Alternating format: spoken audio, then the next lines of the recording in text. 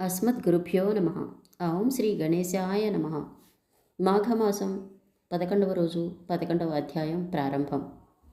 విష్ణుమూర్తి దేవతలను ఉద్దేశించి ఈ విధంగా అంటున్నారు: ఓ దేవతలారా, విశ్వామిత్రాది మహామునులను పరిశుద్ధులను గావించిన మాఘ స్నానము మీ ఇంద్రుని మాత్రం ఎందులకు పరిశుద్ధిని చేయకుండును?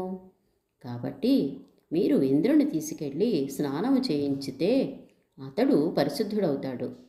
మరియు మాఘమాస ప్రభావాన్ని ఇంకా మీకు చెప్తాను, వినండి అని చెప్పడం ప్రారంభించారు.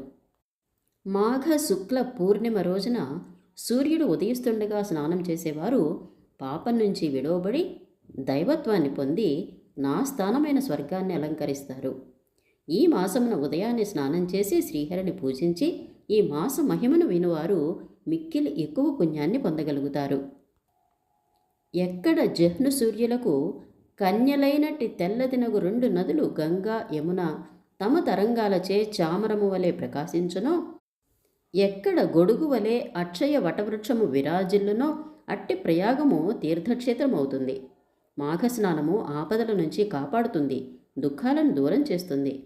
అలాగే ప్రకాశించు వానిలో సూర్యుడును, వృక్షములలో అశ్వత్థ వృక్షమును, భోగములను అనుభవించు దేవతలలో శ్రీహరియు, శాస్త్రములన్నింటిలో వేదాన్ని, సమస్త జాతులలోనూ బ్రాహ్మణుడును, రాజులలో రాఘవ రాముడును, ఋతువులన్నిటిలో వసంత ఋతువును, అన్ని మంత్రములలో రామతారకమును 6 అక్షరాల మంత్రాన్ని, స్త్రీలలో లక్ష్మీదేవియు, సమస్త నదులలో గంగానదియు, శాశ్వతమగు దేవతలందు విరాట్ బ్రహ్మయు, పర్వతములలో మేరు పర్వతమును, దానములన్నింటిలో ధనము దానమిచ్చుటయు పరమశ్రేష్టములగునట్లు మాసములన్నింటిలో ఈ మాఘమాసము అత్యుత్తమమైనది.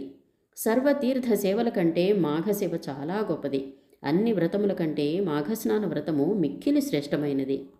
అలాగే కృష్ణవేణి, పుష్కరము, బ్రహ్మవర్తము, హిమాచలము, ప్రయాగ, త్రివేణి సంగమం, గోకర్ణం, ప్రభావము, కావేరి, పశ్చిమ వారాహి, దర్శానది, యామ్యకూపము, తామ్రపర్ణి, నర్మద, గౌతమి, సరస్వతి, యమున, రేవానదీ చాపము, పుష్కరవాహిని, భద్ర, సోణభద్ర, వేగవతి, సరయు, దక్షిణ కైలాసగంగ, స్వర్ణముఖి మొదలైన 24,000,000,000 తీర్థములకు నదులయందు నిత్యము స్నానము చేయువారు ఎట్టి ఫలితాన్ని పొందుతారో అటువంటి ఫలితాన్ని ఈ మాసములో ఒక్క 3 రోజులైనా భక్తియుక్తులై స్నానమాచరించువారు అటువంటి ఫలితాన్ని పొందగలుగుతారు. సాలగ్రామము నివాసముగా గల నన్ను ఎవరు నిత్యము ఈ మాసమున స్నానము చేసి అభిషేకింతురో, నీటి సమీపమందున్న పద్మములతోనూ, రంగురంగుల గన్నేరు పుష్పములతోనూ, మల్లె పువ్వులతోనూ, తులసీవన పల్లవములతోనూ, మందార, పారిజాత, చెంపక, వకుళ పుష్పములతోనూ భక్తితో పూజించుదురో అట్టివారు మరల జన్మలేని శాశ్వత విష్ణులోక ప్రాప్తిని పొందుతారు. ఈ మాసమున శరీరమంతయు ఉదయాన్నే తులసి మట్టిని పూసుకుని స్నానము చెయ్యవాడు నాకు పరమ ప్రీతిని కాగలడు. శరీరమంతయు గోమయం రాసుకొని స్నానమాడేవాడు పాప వినిర్ముక్తుడవుతాడు. ఓ దేవతలారా, ఈ మాసమున విప్రుడు గాని శూద్రుడు గాని ఈ స్నానము చెయ్యని ఎడల అతడు యమదండనకు పాత్రుడవుతాడు. ఈ నెలయందు ఉదయాన్నే స్నానం చెయ్యని స్త్రీ యమబాధకు లోనవుతుంది. ఈ నెలయందు స్నాన దానములు చెయ్యువాడు భయంకరమైన యమలోకముకు దరికి కూడా పోనేరడు. ఈ స్నానము గావించి నన్ను పూజించి పిమ్మట భుజించువాడు నాకు భృత్యుడు కాగలడు. మాఘస్నానము చేసి దేవముని పితృతర్పణములను చేసి నా కథను విని ఆనందించువాడు పాప వినిర్ముక్తుడవుతాడు. అలాగే ఈ మాసములో మకర రాశి యందు సూర్యుడుండగా అర్ఘ్యపాద్యాది నమస్కార విధుల చేత సూర్యుని పూజ చేయువారు నా లోకాన్ని చేరుకుంటారు. ఈ మాసమున నన్ను గురించి తపస్సు చేస్తూ, జపము చేస్తూ, స్నానమాచరించి, నన్ను పూజించి అష్టోత్తర శతము గాయత్రి జపము చేయు నరుడు నాకు పూజుడవుతాడు. పుణ్యోదకమందు స్నానము చేసి గాయత్రి జపము చేయువానికి ముక్తి కలుగుతుంది. గాయత్రి మహామంత్రముతో సరిపోయే వేరే ఏ మంత్రమూ లేదు. గాయత్రి మంత్రం పాతకాలను నాశనం చేస్తుంది, మోక్షాన్ని ఇస్తుంది, బ్రహ్మలోకాన్ని ఇస్తుంది. ఈ గాయత్రి వలన శివలోకాన్ని, సూర్యలోకాన్ని, చంద్రలోకాన్ని పొందగలుగుతారు.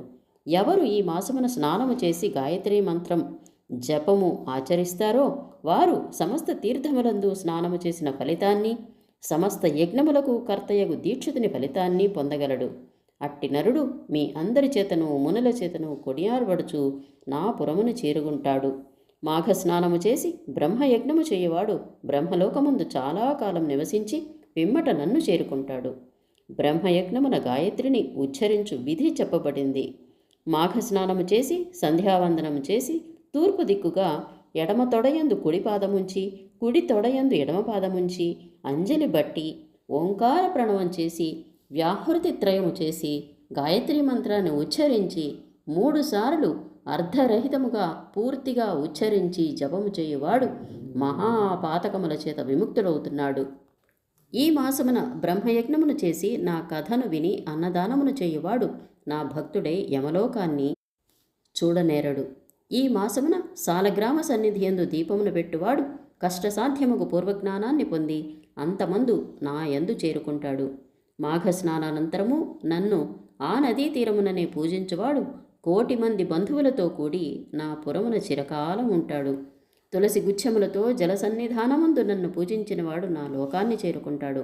మాఘస్నానము చేసి తులసీ పూసల పేర్లను కంఠమందు వేసుకుని గాయత్రీ జపాన్ని చేస్తూ నన్ను పూజించువానికి యమబాధలన్నీ తొలగిపోతాయి. సర్వదా తులసీ మణిదండను ధరించువానిని పాపములు గాని తాపబాధలు గాని ఏమీ చెయ్యనేరవు. మాఘస్నానమును చేసి కృష్ణ సన్నిధానమున ఈ పురాణమును చెప్పు నరుడు నాకు గౌరవనీయుడు. వాని ఇంటి యందు నేను నివసిస్తాను. నదీ తీరమున స్నానము చేసి నన్ను పూజించి పురాణాన్ని పఠించువాడు పరమ శ్రోత్రియుడు అనబడును.